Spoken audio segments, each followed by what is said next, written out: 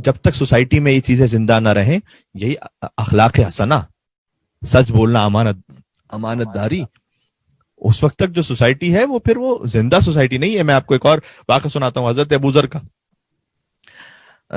مولا کائنات، مولا کے نام پر ایک علی ابن ابی طالب علیہ السلام، ایک مل کے صلوات بھیجیے گا محمد والے اللہم صلی علی محمد والے محمد وعجل فرجهم۔ دوسری خلافت کا زمانہ تھا یہ، تو کتنی مرتبہ ایسا ہوتا تھا کہ لوگ آتے تھے سوال پوچھنے کے لیے، اپنا مسئلہ حل کروانے کے لیے، جب انہیں مسئلہ وہ حل ملتا نہیں تھا تو پھر آخر میں کبھی ابو ذر ہو، کبھی سلمان ہو، کبھی کوئی اور ہو، وہ لے کر آتے تھے انہیں درے مدینۃ العلم پر، تو وہاں سے جا کے چونکہ مسئلہ حل ہوگا، ظاہر ہے کہ مشکل کشائے کائنات ہیں، حلال مشکلات ہیں علی ابن ابی طالب علیہ السلام۔ کیا کہنے اللہ، سبحان اللہ، سبحان تو اسی خاطر تو ہے کہ بار بار انہوں نے کہا کہ علی نہ ہوتے تو میں ہلاک ہو جاتا، بے شک۔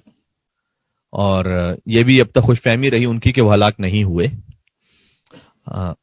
علی نہ ہو، واہ واہ واہ واہ، اس سے زیادہ تو اردو میں آسان بول نہیں سکتا کوئی۔ کیا کہنے کیا کہنے، سبحان اللہ سبحان اللہ۔ سبحان اللہ، سبحان تو برائے عظمت سرکار مشکل کشا بلند تر صلوات۔ اللہم صلی علی محمد والے محمد وعجل فرجهم۔ یہ زمانہ جا کے دیکھے تو صحیح، جو بوت اور آپ کے قدموں کی خاک ہو جاتا، قسم خدا کی وہی شخص پاک ہو جاتا، قسم خدا کی وہی شخص پاک ہو جاتا۔ اور یہ بات کس نے کہی؟ پوچھئے مورخ سے کہ علی نہ ہوتے تو میں بھی ہلاک ہو جاتا۔ ارے کیا کہنے اللہ، واہ واہ واہ واہ، ارے حیدری یا علی۔ تو معاملہ ایسے ہی تھا کہ ایک شخص آیا، اس سے قتل ہو گیا تھا، لیکن اب حد کیسے جاری ہوگی وہ خلیفہ وقت سمجھ ہی نہیں پائے۔ ابو ذر لے کر آئے مولا کائنات کے بعد ایک شخص کو، کہ اس شخص کو اس نے، مولا کائنات نے اسے پوچھا، کیونکہ 3 شخص اور اس کے ساتھ آئے تھے، 3 بھائی تھے، وہ یہ کہہ رہے تھے کہ اس نے ہمارے باپ کا قتل کیا۔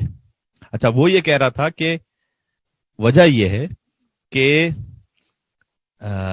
میرا جو اونٹ تھا وہ میں چرا رہا تھا اسے، تو اس کے باپ کی جو ہے زمین اس پہ داخل ہو گیا وہ، اور وہ چونکہ وہاں سے فصلیں کھانے لگا تو اس کے باپ کو غصہ آیا اور اس نے ایک پتھر اٹھایا، اونٹ کو مارا اور اونٹ مر گیا۔ اب اونٹ جو ہے وہ بہت قیمتی شے ہوتی تھی عربوں میں، کہتے مجھے اس وقت غصہ آ گیا، میں نے بھی پتھر اٹھایا، اس کے باپ کو سامنے سے مارا، اس کا باپ بھی مر گیا۔ تو مولا نے کہا کہ بہرحال چونکہ تو نے قتل عمد کیا ہے تو یہ قتل عمد معاف تو نہیں ہے، تو حد جاری ہوگی۔ تو شخص نے کہا کہ اچھا اے مولا، مجھے بس اتنی مہلت دے دیجئے، ٹھیک ہے کہ حد جاری ہوگی، مجھے 3 دن کی مہلت دے دیں، اس لیے کہ جو میرا اپنا باپ ہے وہ بھی مر چکا ہے، وہ زمین میں ایک جگہ خزانہ چھپا کر گیا تھا۔ بینکس تو ہوتے نہیں تھے، تو جو خزانے چھپائے جاتے تھے وہ زمینوں کے اندر کہیں ایسی جگہ پر کہ کسی کو پتہ نہ چل سکے، تو خزانہ چھپا کے گیا۔ میرے بھائی کو اس کا پتہ نہیں ہے، اگر میں آج یہاں پر مجھ پر حد جاری ہو گئی اور مجھے مار دیا گیا تو وہ خزانہ، اس سے میرا بھائی محروم ہو جائے گا کہ وراثت میں اس کا حق ہے، اور وہ خزانہ ضائع ہو جائے گا، لہذا مجھے مہلت دیں، میں 3 دن کا سفر ہے، جاؤں گا آؤں گا، اپنے بھائی کو بتلا دوں گا کہ وہ خزانہ کہاں پر ہے، اور اس کے بعد حد جاری کر دیجیے گا۔ یہ معاملہ تھا کہ جس پر وہ پریشان ہو گئے تھے خلیفہ صاحب کہ اب کیا کیا جائے۔ تو مولا نے کہا کہ تم جا تو رہے ہو، اب علم امامت سے تو مولا سب جانتے ہیں، لیکن جو حکم شرعی ہے ظاہری طور پر اس پر بھی تو عمل کرنا ہے نا۔ مولا نے کہا تم جا تو رہے ہو، لیکن یہاں کوئی شخص ہے جو تمہارا ضامن بن سکے کہ تم واقعا پلٹو گے بھی یا نہیں۔ تو اس نے دیکھا کچھ ادھر ادھر، حضرت ابو ذر موجود تھے، وہ حضرت ابو ذر جو نے مولا کائنات کے پاس لے کر آئے تھے، کہا اے علی یہ میرے ضامن ہوں گے۔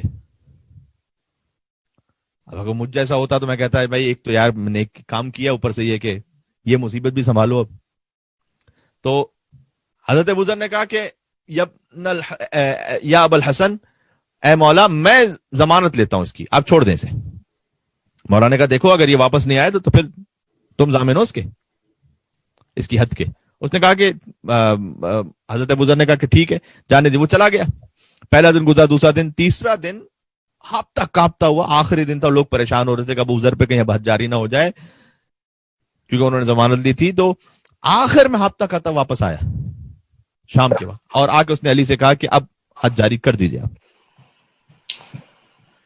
جیسی جب وہ واپس پلٹا، سبحان اللہ، تو مولا کائنات نے اسے سوال کیا کہ تم آخر کیوں واپس پلٹے؟ اگر تو نہ آتا تو تجھے کو پکڑنے والا تو تھا نہیں، تو تو واپس کیوں پلٹا؟ اس نے کہا کہ اے مولا میں اس لیے واپس پلٹا تاکہ وعدے کی وفاداری کی جو رسم ہے نا وہ معاشرے میں ختم نہ ہو جائے. اگر میں نہ پلٹتا واپس تو پھر لوگ پھر کسی کے وعدے پر اعتبار نہیں کریں گے. تو وعدے کی وفاداری معاشرے میں ختم نہ ہو جائے اس لیے واپس پلٹا.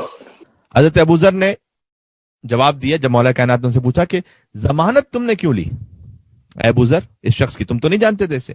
کہ مولا میں نے ضمانت اس لیے لی کہ معاشرے تک یعنی معاشرے میں دوسروں تک خیر پہنچانا یہ ختم نہ ہو جائے، اس کی عادت رہے.